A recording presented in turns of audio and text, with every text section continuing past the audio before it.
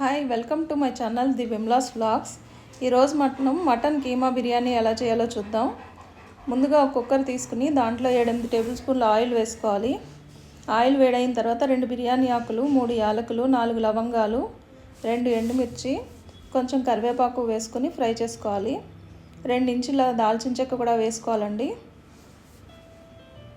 ఇవి కొంచెం ఫ్రై అయిన తర్వాత కొంచెం పుదీనా కూడా వేసుకుందాం.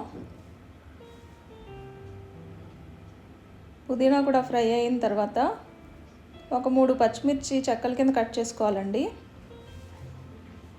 పచ్చిమిర్చి చెక్కలు కూడా వేసుకుందాం. అవి కూడా బాగా ఫ్రై చేసుకోవాలి. ఫ్రై అయిన తర్వాత నేను దీనికి ఫ్రైడ్ ఆనియన్స్ తీసుకుంటున్నానండి. ముందే ఫ్రై చేసి పెట్టుకున్నాను ఆనియన్స్. ఇప్పుడు మనం ఫ్రైడ్ ఆనియన్స్ వేసుకుందాం దాంట్లో. ఇవి మన ఇష్టం అండి, ఎంత వేసుకుంటే అంత బాగుంటుంది టేస్ట్. అది కొంచెం ఫ్రై అయిన తర్వాత ఒక గ్లాస్ రైస్ తీసుకున్నాను నేను, 200 గ్రామ్స్ రైస్ కూడా వేసుకుని ఫ్రై చేసుకుని తర్వాత అల్లం వెల్లుల్లిపాయ పేస్ట్ వేసుకోవాలి, 1.5 టీ స్పూన్. ఇది రైస్ వేసుకుని కొంచెం వేగిన తర్వాత వేసుకుంటే ఏంటంటే కింద అడుగంటుకోకుండా ఉంటుంది అల్లం వెల్లుల్లిపాయ పేస్ట్. ఇది కొంచెం సిమ్లో పెట్టుకుని బాగా కలుపుకుంటూ ఫ్రై చేసుకుంటూ ఉండాలి.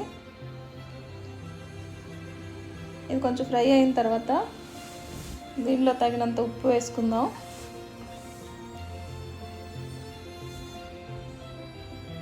నేను 1.5 టీ స్పూన్ వేసుకున్నానండి. మీకు రుచికి సరిపడా మీరు వేసుకోవచ్చు. ఒక 1/2 టీ స్పూన్ పసుపు, అలాగే 2 టీ స్పూన్ల కారం వేసుకున్నాను.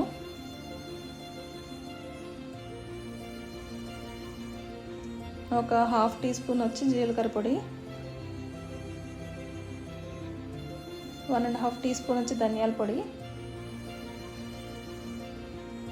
1 టీ స్పూన్ మసాలా పొడి వేసుకుని బాగా కలుపుకోవాలి. ఇది రైస్ బాగా ఫ్రై చేసుకోవాలి. నేను కీమా 200 గ్రామ్స్ తీసుకున్నానండి. దాంట్లో ఉప్పు, కారం, మసాలా పొడి, అలాగే కొంచెం అల్లం వెల్లుల్లిపాయ పేస్ట్, కొంచెం ఆయిల్, వాటర్ వేసుకుని ఉడికించుకున్నాను. ఆ ఉడికించుకున్న కీమాను కూడా తీసుకొచ్చి రైస్లో కలిపేసుకోవాలి.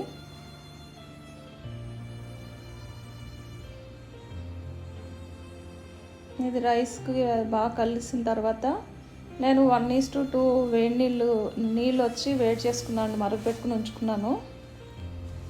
మరిగించుకున్న వాటర్ వేసుకుంటే బాగుంటుంది. 1 గ్లాస్ రైస్కి 2 గ్లాసెస్ వచ్చి వాటర్ అండి, వేడి నీళ్ళు.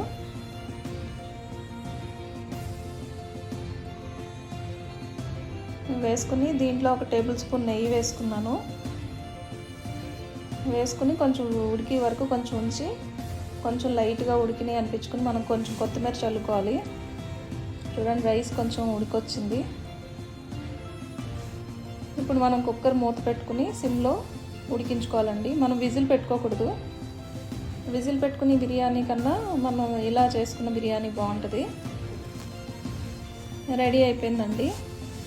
దీంట్లో మనం కొంచెం కొత్తిమీర చల్లుకుని కలుపుకుంటే బిర్యానీ రెడీ అయిపోయినట్టే. కొత్తిమీర వేసేసుకుందాం.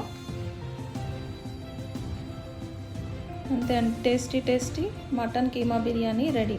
మీరు కూడా ట్రై చేయండి. Please like, share and subscribe. Thank you అండి.